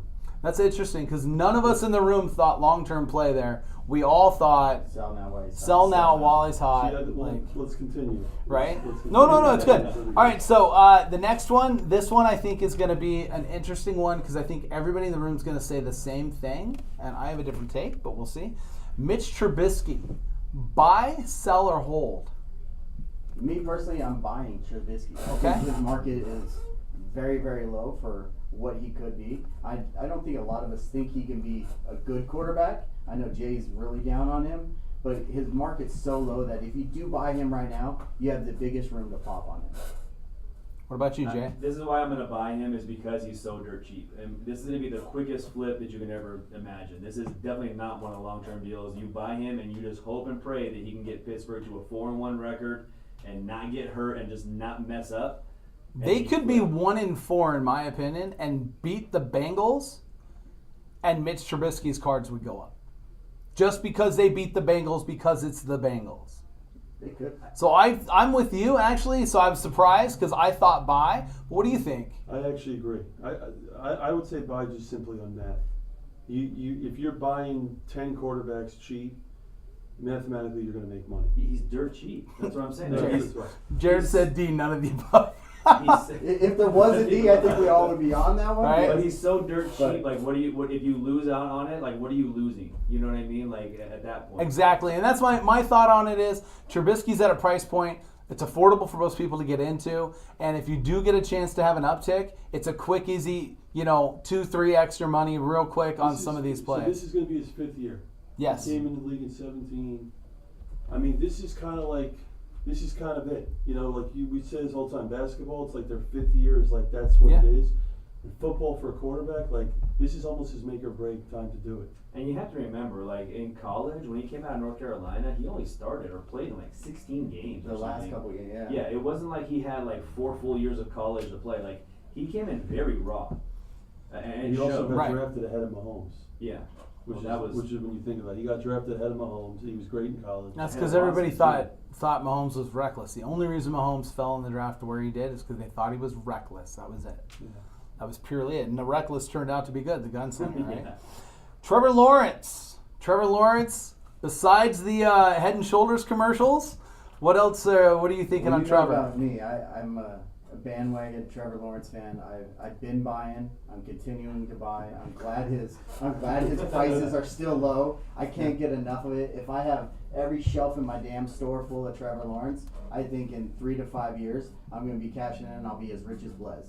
So as Trevor Lawrence keeps going, let's go, baby. What do you think, Bless? So, I'm the highest on him of anyone in the class. I don't Smart know man. Have you guys talked about Mac Jones yet? We're not, and Mac isn't even on this conversation. Okay, well, I was going to say, but you can bring him up. The conversation between Trevor and Mac, to me, Trevor's an upside play.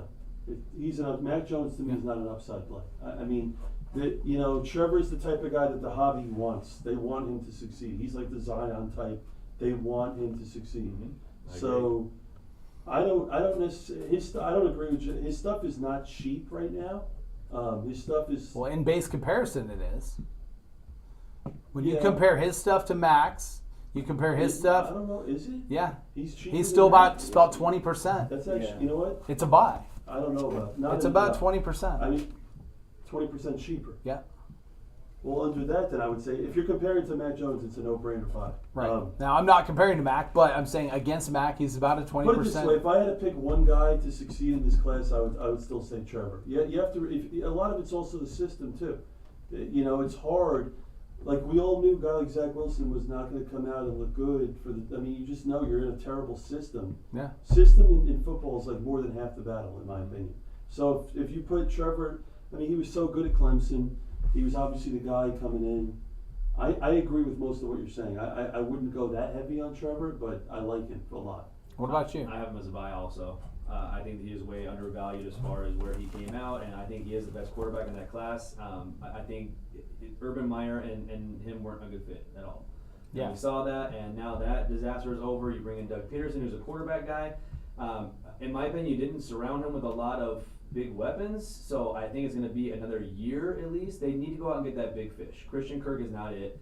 He's a good role player, and I know they have Laviska there. They have a couple other guys, but it's not going to happen this year. Laviska Shenault, he's got upside too, though. But he does, and it's going to be a click thing. Now, what I like is that they revamped the offensive line, especially the left side for Trevor. Right. So Trevor's got more time than he had last year. You're going to see a little bit of that trade-off like you saw with Peyton Manning, where Manning had that really bad rookie season that actually translated the next year to be very, very good. And he gets his running back that he's familiar with. He can dump Correct. off into the backfield. So He'll My- have a good year, but it'll be, I think, the following year. I think Now, my take on it is this. I actually say he's a hold right now and not a buy. I told you, though, at the end of the season to buy Trevor Lawrence because that was the cheapest you were ever going to buy him again. Because I already could tell that they were going to revamp that entire system, right? So, yes, you can buy him to make a little gains, although I believe in the hobby there's other areas that you can buy to have greater gains in. So, to me, Trevor's a hold. I don't think you should be selling Trevor right now. I believe you're selling him too cheap. This game is interesting because hold and buy are very similar. Right. Like when you say hold, right? If he says buy, but he's buying for a potential investment. I'm holding what I have and not selling what I have, but if you're or holding, I'm selling what I have. Holding's almost the same as buying. Kind of. Correct. Yeah, kind of Yeah, is. kind of. You're believing in his long Right? Yeah, we're not far off on the idea. The concept is, though, I'm saying that if you didn't buy, you might have already missed. Because your investment value to retention on the back end is not going to be as good as some of the other plays out there. Yeah, I don't think Trevor Lawrence is going to see a huge downward turn unless they start out the season like 0-6.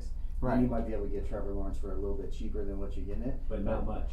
So many guys are invested. One thing I want to say that this is a hobby thing, right? Yeah.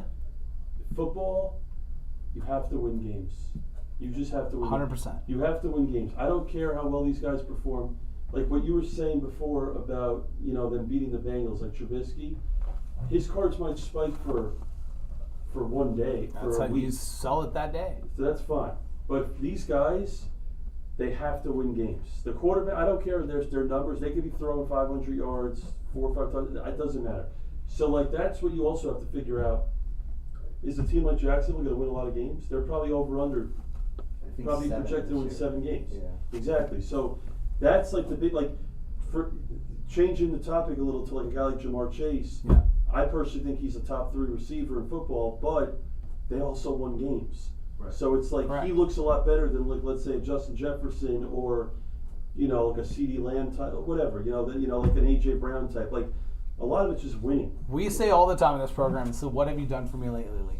That's what the football league is. Football is what have you done for me lately? Well, no, because basketball always plays long term for the season. If a guy has a big game, he'll have a little spike, but people don't go nuts like they do in the NFL. We just watched, what was the quarterback that came in for the Jets when Wilson got hurt that came from Mike White. Mike White. You remember Mike White last year? Mike White went through the roof. Right. Like, He threw his $400 stuff was million. selling for like $200-300 the next He was day. a cowboy. Right, he Yeah, was he a was a cowboy, cowboy. and then he went, right? That's a perfect example of what the NFL does. Whereas in the NBA, if a guy comes in and does that, the NBA fan will still be like, let me see another 10 games, right? They don't get as crazy as we do in the Because NFL. in the NBA, you see him night after night after Exactly. night. And so it's like, if he has a 30-point game, the very next night, usually they're not going to come back with another 30-point Right. game. They're going to drop 15 or 12. Right. And then you're like, oh, okay, yeah, he's where we thought he was.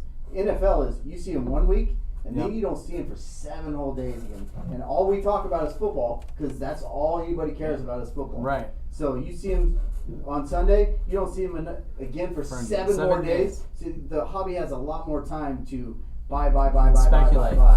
until that they play again. Exactly. So my point there, and Hoodie brings up a good point too. He really likes the point that you brought up, and I agree with you on the fact that when you're saying that, the buying and just that there was a good point that you brought up, that the buying and holding is kind of similar, except if you haven't bought to this point, I don't think you're getting it as good as you could have. Yeah. And that's where my exchange is that you've lost on your dollar, right? Next guy I got up here for you, Tom Brady. There's a lot of discussions on, are they a playoff team? Are they not a playoff team? Did they lose too much? There's no Gronk. Their defense is hurt. He lost a lineman. Like, all of these things. Where are you at with Brady? With Brady, I'm a hold, and because I would have bought in, and if I bought in before he became a buck, and I'm holding on to his cards. And So right before I don't he think retired, I'm going to ask you this question. Right before he retired, his prices were about 20% higher than they are now across the board for Brady. Would you have bought knowing he was going in to retire to hold as well at that point, or not? Well, I did, because I made probably 2 of the biggest purchases of single cards investments. I bought 2 Brady's right after he retired, because I'm like, I better get him now, because if I don't get him now, I'm probably never going to get him. And so I bought him, and then they all took about a 20%. So now that he's in a 20, Decrease. now Yeah. that it's in a 20% drop down, my question to you is then, so it's not a buy now then? I would hold. Okay. I'm strong on this. I think he's a sell. Okay. So I think he's a sell. Simply, you saw the Chiefs lose in the Super Bowl, and Mahomes stuff. This goes back to what you just said, right? Mahomes stuff tanked after that one game. It's the hobby's all about what have you done for me lately, right? Yep. So I think that here's the only thing about Brady is that they have going for it with his cards. He doesn't sign a lot. That's the only thing. So, to your point, he doesn't sign a lot, and he doesn't have a lot of cards out there. The problem is that I think Brady is like a hold long term, but I think you're able to sell now. If you're trying to play correctly, you sell now, you buy back, in 3-4 years. Because people aren't going to get excited about Brady this year. They're going to get excited about, I believe, the second-year quarterbacks, the Burrows, the Herberts, Mahomes, etc. And I think this is the first year where there's not going to be a lot of attention on Brady. So I would be a seller right now. I would be a seller, and I would. But again, long term, like when you're talking about 5 years down the road, yeah, I think you want to have a Brady position in 5 years. You don't need to have it right now. That's my opinion. And so my thought on this is actually year after he retires is when you buy. At this point. So you're agreeing with me? Yes. That you would wait a year after he retires to buy, only because there's not enough to move the needle, and you already know what the top is, 20% more. So if you're making a 20% play, which is usually a quick flip play, that's probably going to be it. yeah, and to my credit, the 2 cards I bought a PSA 10 Bowman Chrome rookie, which it's one of his Massive. Yeah, one of his better cards. What'd you pay for that? I paid $14,500. for it. Is it numbered or? Non-numbered. So it's one of his better rookie cards? Yeah. And then I bought a Prism auto out of Honors, one of 3 numbered auto of Brady, TGS 9.5. So 2 cards that I think I'll be okay with in the long run. I don't mind holding on to them just because they're good cards to hold on to. But yes, I did, and it's also market also dropped as well. Well, my agreement with you is my agreement actually falls with both of you, which is if you have it, hold it. If you don't have it, wait to buy it. Right? Again, That's this whole you game want to is- sell. This is an interesting game because Right. again, what you're basically selling is to sell. If you're trying to play the market correctly, You if should this be is an selling. actual stock, then you should be selling. Right, but That's what the I'm point. not selling is autos. See, I would actually not sell autos. I'd sell everything else. You The would sell autos it I would yourself? hold or buy. Yeah, because there's a lot more of it out there than people realize. But here's another thing that you want to go deep into this game, but if Fanatics buys Panini, Brady's going to be signing a lot more autographs than he has been. And it's true. So that And this- that's a you very know, if you wanna good go deep point. into this Ruben is Yeah. like best friends with Kraft and all that whole. I mean, if Brady, I think he's a sell right now. But again, I don't. This is one of those where Jimmy's not going to get hurt if he Right. holds it. It's a safe play. It's 100% safe play. Yeah. Yep. And Jared said most people at National that he asked would only trade for Brady and Brady autos. They didn't want to buy. So interesting take. What about yourself? I still had as a hold. I Yeah. said I'd send it as Jimmy. Like I feel like he's not going to go down in value very much, and you're going to wait. You wait for that long term. Right. You wait for a long term turnaround. So you brought up this guy, but we're going to bring both of these up together, and that's going to be Mahomes and Herbert. And the reason I bring these guys up together is because I think they're both guys that have trended incredibly high. They're both guys that have really pushed the needle in the hobby, and both of them had losses that look to affect their market, right? You had the Super Bowl loss with Mahomes that you brought up. You had the playoff loss to the Raiders that shouldn't have been, never should have happened in the first place, and it did for Herbert. That didn't seem to hurt Herbert market as much as Mahomes, but I bring both of these guys up because I think their markets mirror each other, right? It's kind of the same type trend. So Herbert, Mahomes, buy, I'll sell, or start out with hold. Mahomes. I'm buying. I think the market, as the market dipped down, 25, 30%, that just market in general dipped down, and then also we were looking at Mahomes' numbers after that Super Bowl loss, dropped down about 15, 20%. So now you're giving him almost 40% less than what I think all of us think he's actually worth. Right. And so I still think he's probably top 2 or 3 quarterback in the league. If not 1, I'm buying Patrick Mahomes. Which is why I paired these guys up too, because arguably this is the 2-3 matchup. What do you think? What do you say about Herbert? Herbert, I'm also buying as well. I'm buying both. I think Herbert follows on the same trend as the market's down. Burrow took over last year by making that huge run. We saw Herbert's cards come down because they didn't make the playoffs, and they should have made. Which us as hobby and card shop owners, we were all hoping Herbert made the playoffs because we'd have got a huge bump in all those cards and all the boxes that we're holding on to. We'd have got a big bump in that. We didn't get that, so I think he came down. I'm also buying Herbert as well. What about you? That's interesting you say that. I'll tell you right now, for me personally, if I had to buy 2 quarterbacks in the NFL right now, one of them would be Mahomes and the other would be Josh Allen. And for me, that's it. I personally think, here's how I look at Herbert, right? At the end of the day, Herbert's to me like a James Harden type, where he's like really talented. I don't think there were a lot of games I watched, right, where like he doesn't always get it done, right? Like, for example, I was actually at that game. You can't lose to the Raiders like that. I think they were a 3-point favorite on the road. You just can't lose a game like that. That was a playoff game. That was a win and get in the playoffs. Like Herbert's stuff is just way too high for. He's accomplished nothing.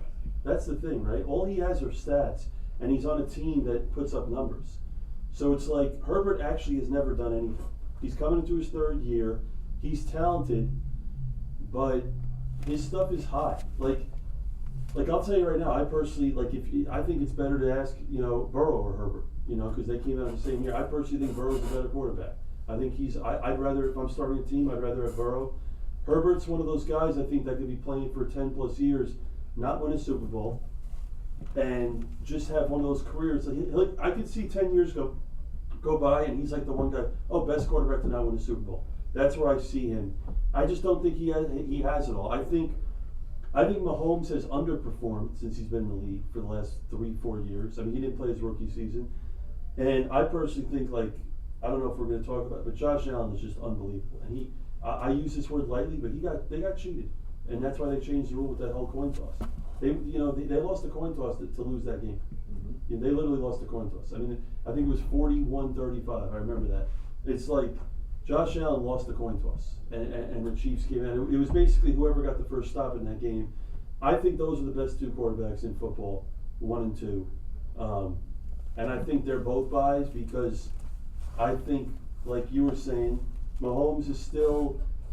I personally think Mahomes is the best. Like I just think talent-wise, I think he has it all. I think he has it all, and I think the game's changed now from when Brady was the guy. Like it's more of a. You gotta be able to run the ball. Like you gotta have that run mentality. They gotta be able to beat you both ways. And now you see the guys like.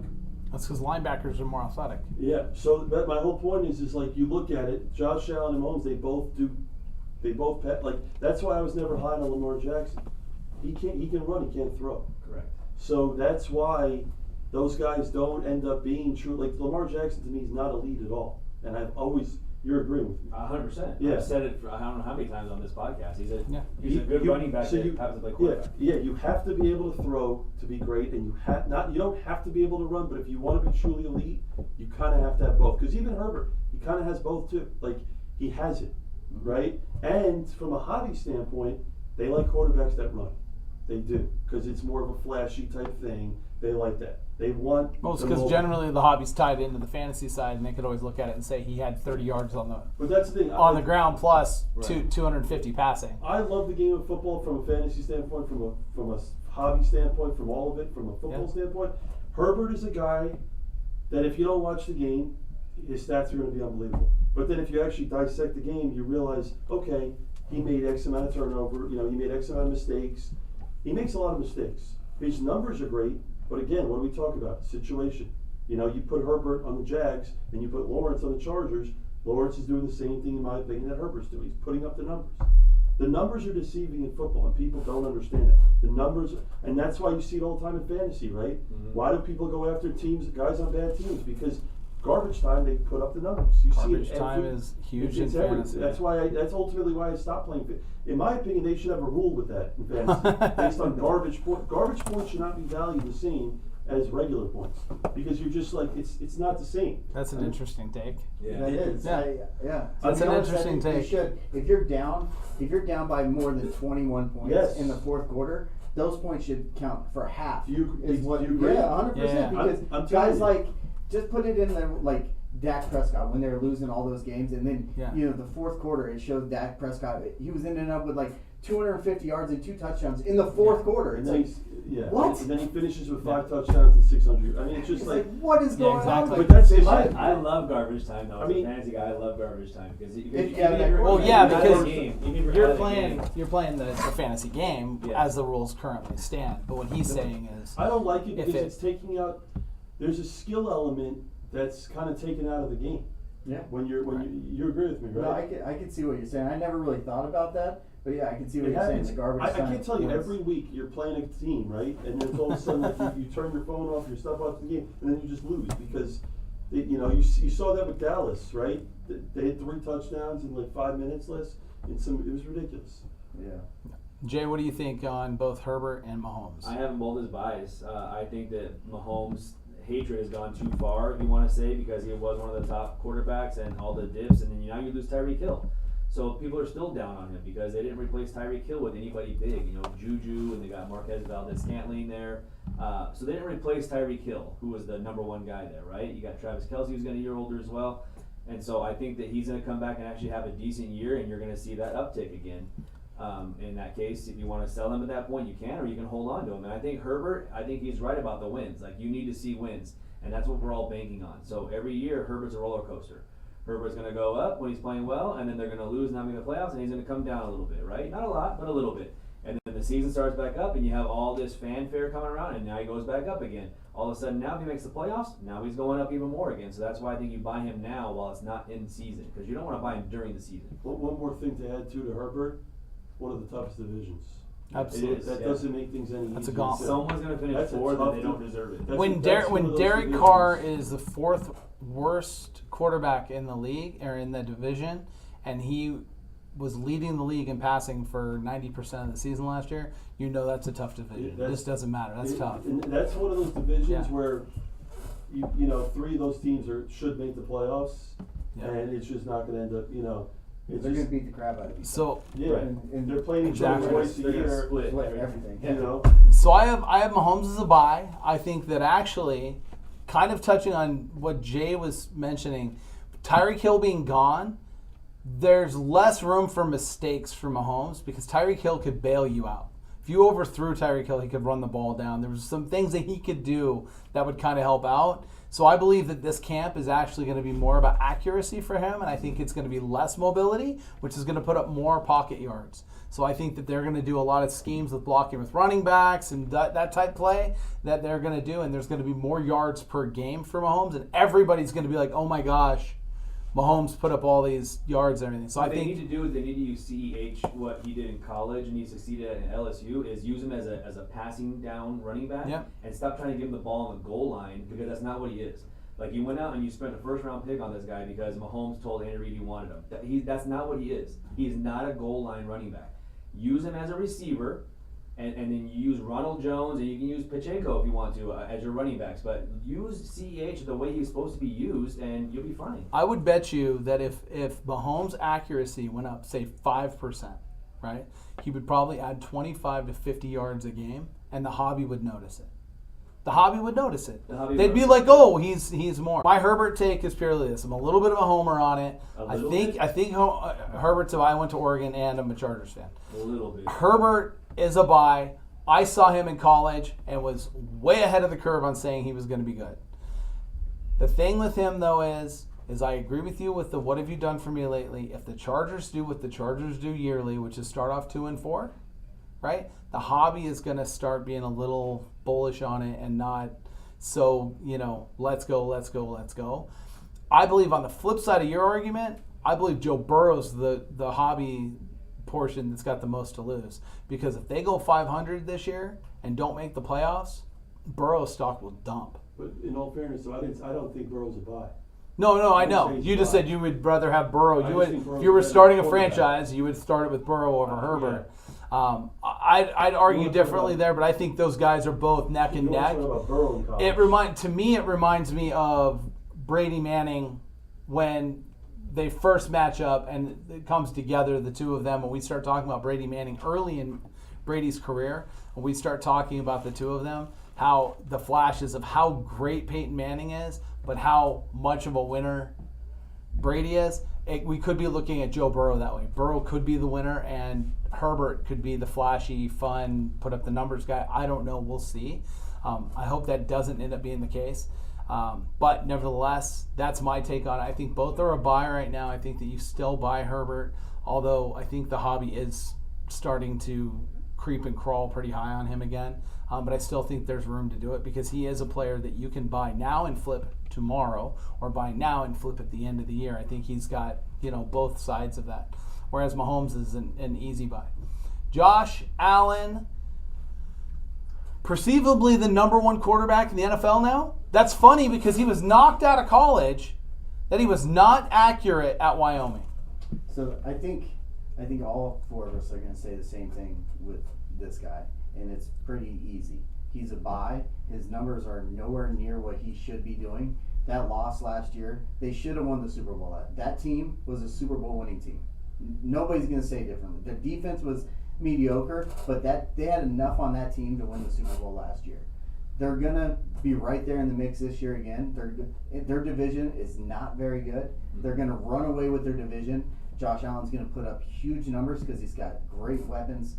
He is an absolute buy. One thing I took from Blez is I'm going out and I'm buying the biggest Josh Allen card I could find when I go to Burbank in 2 weeks. So I'm a buy on Josh Allen. Von Miller's trying to get OBJ to sign there too. To add add another one? Right. Yeah.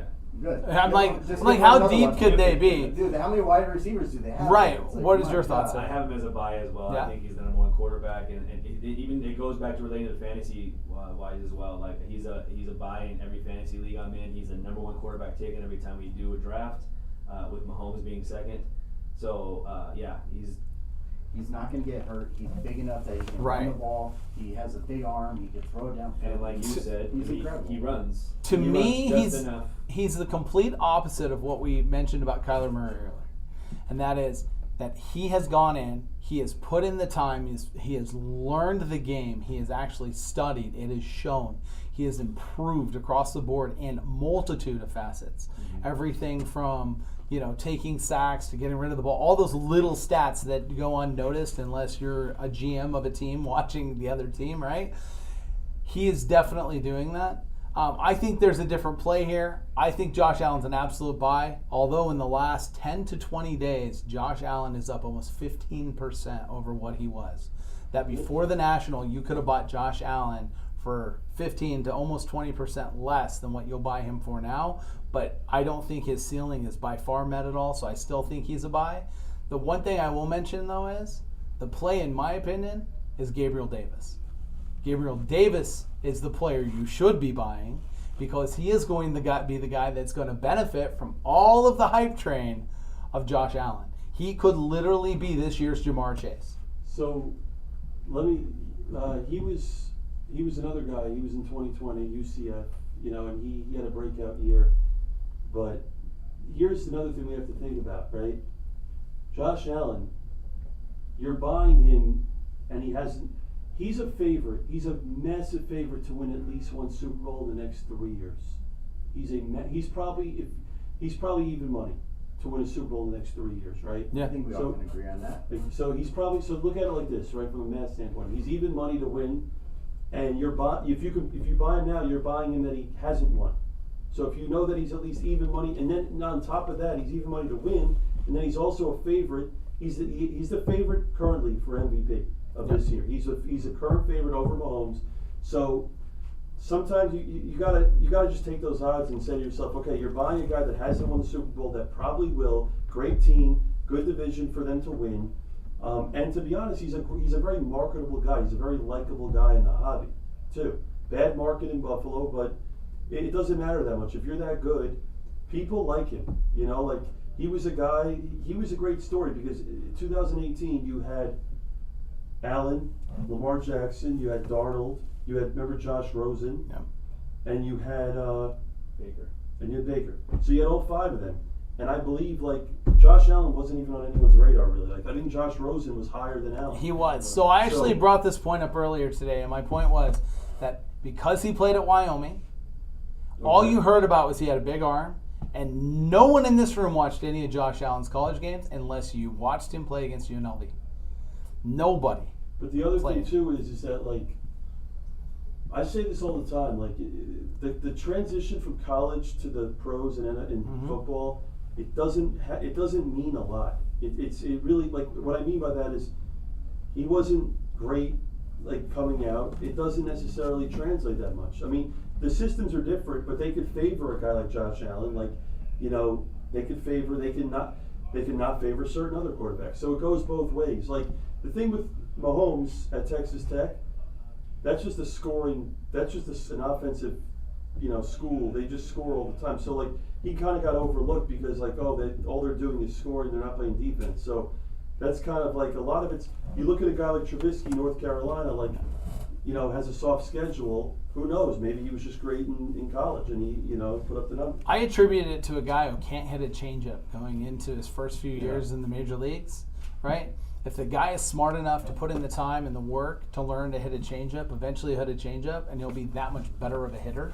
And I believe that's what happened with Josh Allen. Josh Allen was actually so much more advanced than the players he played with that they couldn't rise to the level he was at. That's why there was these overthrows, or some of his inaccuracies were 15-yard outs that he blasted guys in the chest because he threw the ball too hard. right? Those were things that he did in college that, kind of created some of those accuracy issues. So he's a pretty good quarterback. I like him. I did watch him at UNLV, and I did witness him standing on the goal line. He stood on the goal line, did not take a step, just rocked back, threw the ball, landed 2 feet past the other goal line. On the other side, did not take a step, dropped back, threw the ball, and it lands in the other end zone, 2 feet in the other end zone. Yeah. When you watch that happen, dude had everybody in the whole stadium went, "Oh shit, this guy's got an arm." I like your take on Gabriel Davis, though. He does. Gabriel Davis is an absolute buy. He's probably the best wide receiver buy in the hobby right now. You guys are welcome. Yeah. Seriously, he is. Gabriel Davis his stuff is way too cheap. I've already started in on it because it's just so. And it's the same thing. Like I say with Tua, like go bet Tua for MVP because if that team wins, Tua's winning the MVP. So you get yourself some money. If Dolphins win, Tua's another story. Yeah, but what I'm saying is he's the guy that's going to get the credit. Yeah. I'm not saying he's the greatest. I'm not saying he's the best. You're more than happy to bet it. What I'm saying is if that team wins, Tua will win the MVP. It's just how it will be. Let's go. Right. So that's right. Well, where we're at is this. Where we're at is this. Okay. We started today. New show. Went a little long today, but we anticipated we would, and that's because we're now on 3:30 p.m. Pacific right here on YouTube. You guys make sure you join us each and every Monday for the new time.